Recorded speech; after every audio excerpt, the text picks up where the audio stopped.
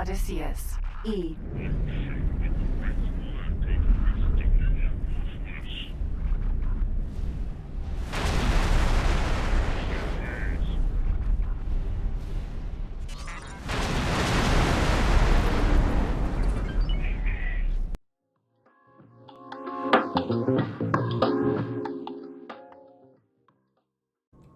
Hello and welcome. Skillet coming to you from X4 Foundations, and can we chat? Let's talk. Let's talk about the Xenon, right? There is never a time where they pause, where they let you have a little pass, they let you grow a little. No, they're little stupid robots that come in and destroy your fun and just want to take everything for themselves. And you know what, guys? I'm a little fed up with it. Yeah, I'm gonna say it. I'm a little fed up with them. So today, let's talk about a patrol order. Now, this is a great way for you to be able to halt pirate attacks. This is a great way for you to secure the sector against the little pyramid boys, the Xenon, scale plate, and, if you have them, the Duke's Buccaneers. And this is when they go to pirate mode, right? Now, what you can do in regards to this is you're going to go over to your little guy over here, going to go to Global Orders under Fire Authorization. Now, for this, we have Ruthless for the Xenon, because they suck. We have Ruthless for Scale Plate, because, they're a nuisance. We have Ruthless for the little Pyramid Boys, because how dare you try to blow up my miners? That's all I'm going to say, man. Let me mine. And then I did not do Ruthless for the Dukes, because the Dukes are only in certain sectors, and where we are currently operating, we don't have Duke's Buccaneers. But you could always change that to Ruthless as well. This is your kind of default behavior for military ships. But let's talk, because my frustration, my anger comes right here. Second Contact 2 Flashpoint. Now, I know this video is coming out a little later. I do apologize for that. Did have some family issues that did arise that kept me from being able to put the video out on time. This is also not the video I planned on, but it was a super quick emergency, and the game was running, which is how we got most of this money, by the way. We've got 30 million. We did have more, but we're going to go into where that disappeared to in a minute. It was crazy. Everything's okay. Don't worry. We're all good. It wasn't me. Don't worry. But we are back and out of that episode. And even before that episode, the Second Contact 2 Flashpoint has been a nuisance. Our trade station here it's had to have its trading ships replaced about a dozen times. This sector has taken up a lot of money. It has taken up some time, and it is taking attention. Now, we do have another trade station over here in Trinity Sanctum that is keeping us afloat. It's another mineral trade station. We do have a little more gas in this one, and this is able to supplement what we're kind of missing outside of our first trade station. But the Xenon, now I will say that the Xenon activity here is probably on par with Hatikva's Choice once you add the Terran DLC. Because once you add the Terran DLC, Hatikva's Choice becomes a madhouse. This gate is a funnel of Xenon activity. And It's the same with the gate from the void. Now, Argon and Antigone they're not doing really well with controlling their space. This is probably the little pyramid guys over here. They've got, oh yeah, look at that. It's a little burp. And look at this. The Xenon are pouring through Frontier's Edge. Now, we were in Frontier's Edge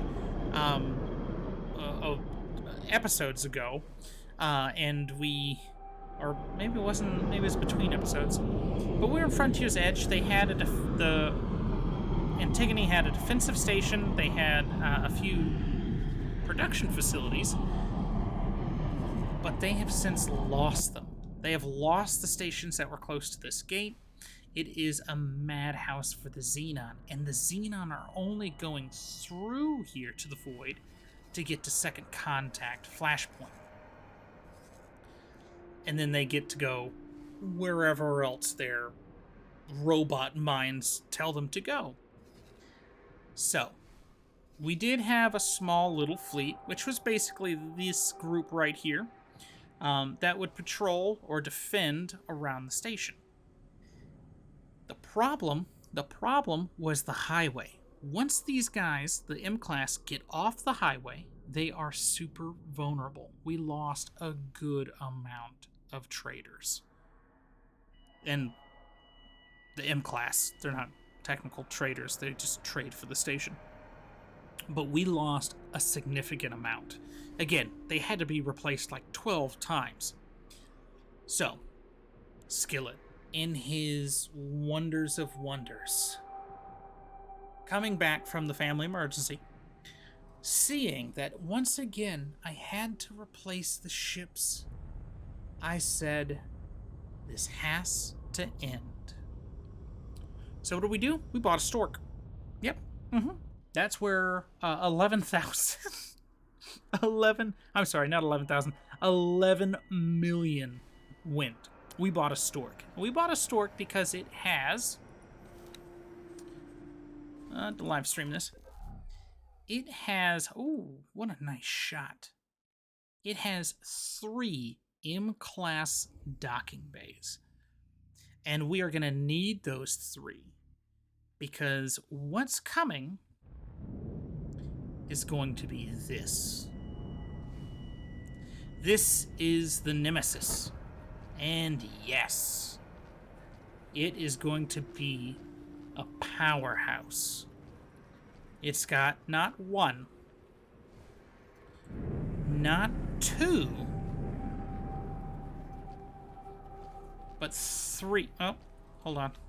3 torpedo launchers. This is going to take over the bombard command for our patrol fleet. Now, let's actually talk about how this patrol fleet is set up. Hold on, let me climb this ladder here. You didn't know that, did you? You could climb ladders in this game. I just blew your mind. I can't go down it, but I can always go up. But let's talk about the patrol fleet. All ex-military personnel. Now, how patrol fleets work is you tell the ships to patrol the sector.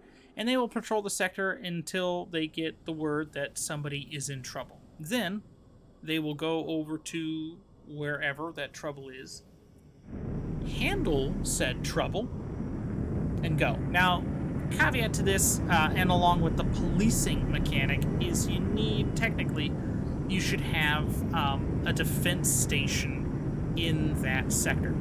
We don't have an admin module for stations. We are not doing that.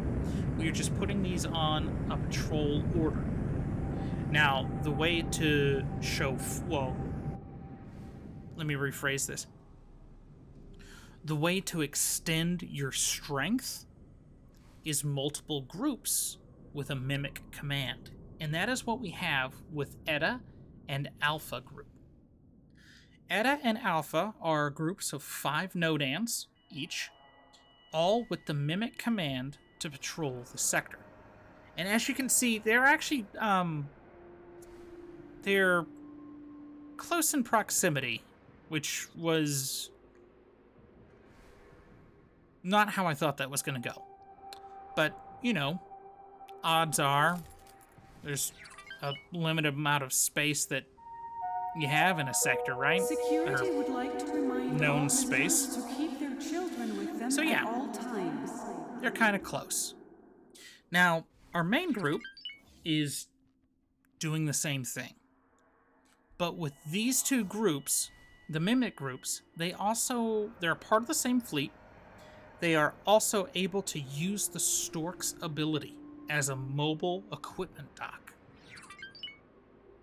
So they'll be able to land, repair, everything that they need to do, right?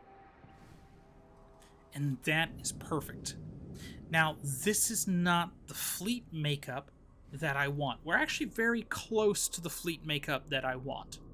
But the fleet makeup that I'm looking for, and there's one hindrance, and that's a little bit of a supply chain hiccup, and the cost of the Aries.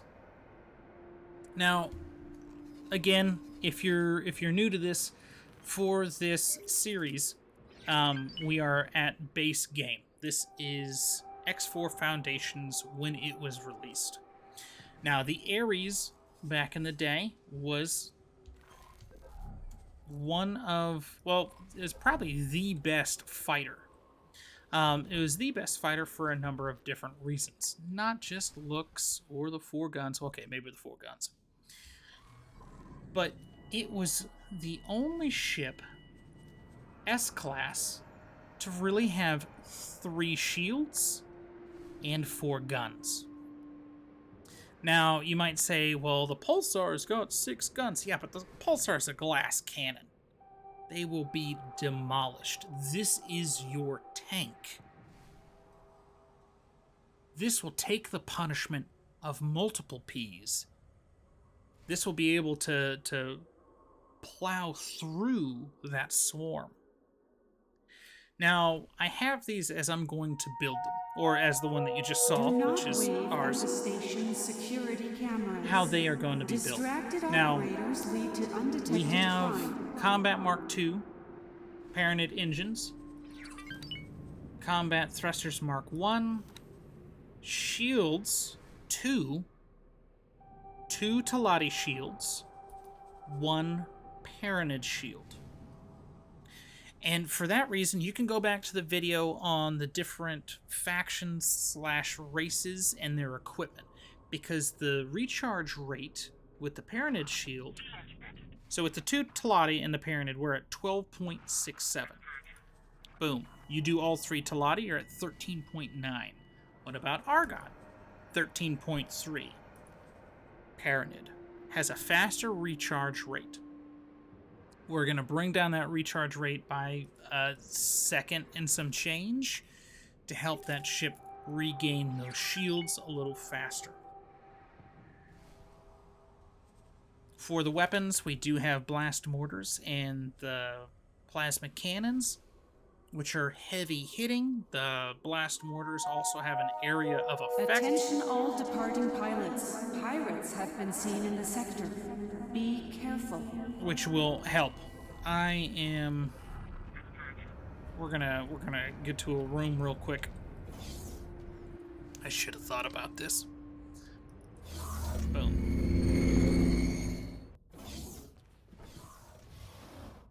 I'll just stay right here. Alright. Now, the next ship, I believe, complements the Aries. It also has a strong hull. It's a little faster. It is the Buzzard Vanguard. Now, this also helps the Aries, in my opinion. And the Buzzard's actually been doing pretty well for itself in the small numbers that I do have it. Also the Falcon, by the way, if you remember that ship from earlier.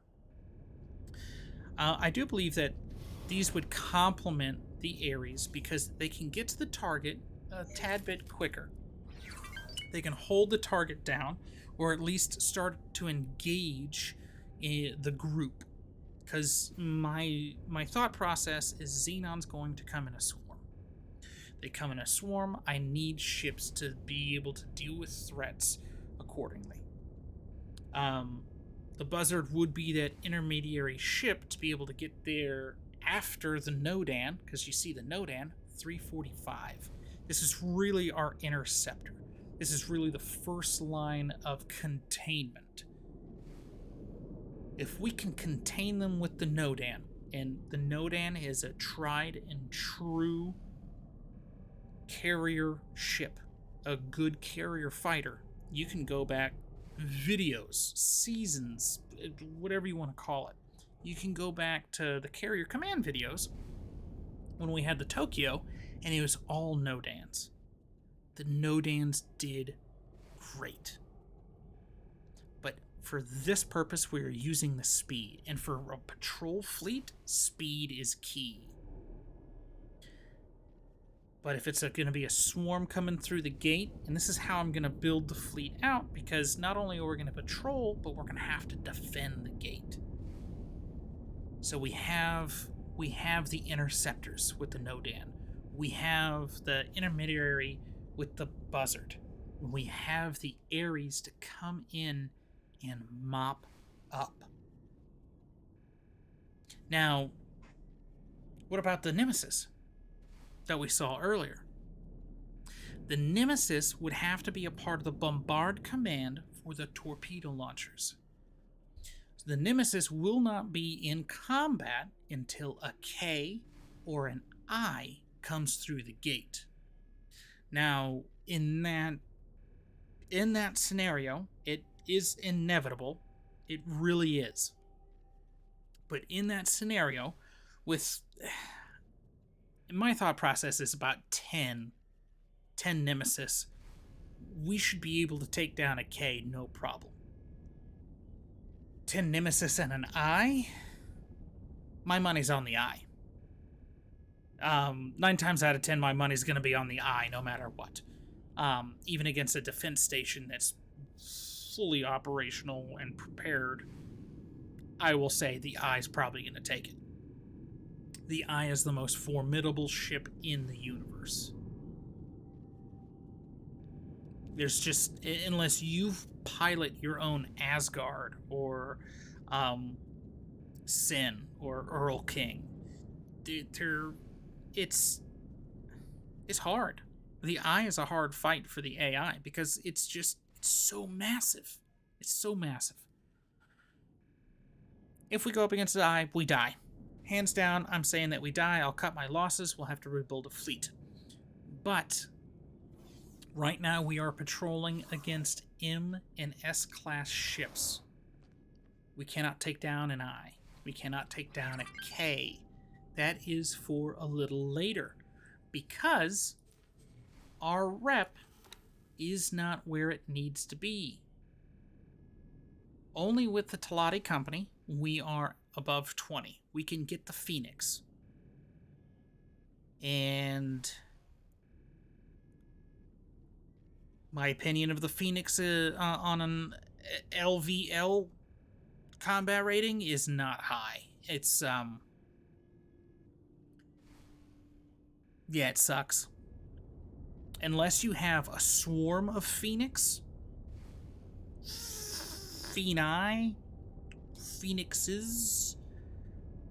you're still gonna have losses, especially against an I. A K, maybe 3 Phoenix to a K, and that's trying to be conservative. I do think that a Phoenix would die and one badly injured. I do think that's what the outcome of 3v1 would be. But alongside the Nemesis with the torpedo launchers, I think we would have a chance. But other than defense stations, how do you guys patrol your space? Do you go after the pirates? Do you let the pirates pirate? How do you do it? What do you do? Leave a comment. Want to hear it? Maybe help somebody else out. But this is a way to help try to control your sectors. Try to extend your reach and make it a safer place. Not just for you, but for the universe. This is going to be Skillet signing out for now. I will check you guys again. We will have an up-to-date episode of what's going on in the universe real soon. If you want to be a part of the Hatikva's Choice missions, we don't have to do them. If we do them, it's going to be one long video. We should be able to do it. The storyline for that's pretty short. If you guys want to see the Paranid storyline, and again, the Paranid storyline is where we're going to change tact and we're going to be a unifier for them. This is a new thing that I am going to do. I've never done this before. I'm kind of excited for it, but if you guys want to be there for that as an episodical thing, we could do it for that. The Hatikva's mission should be just one long episode, maybe a half hour to an hour. Is what I'm kind of thinking there, but we'd be able to do that. But let me know. Put it in the comments. I will see you guys again.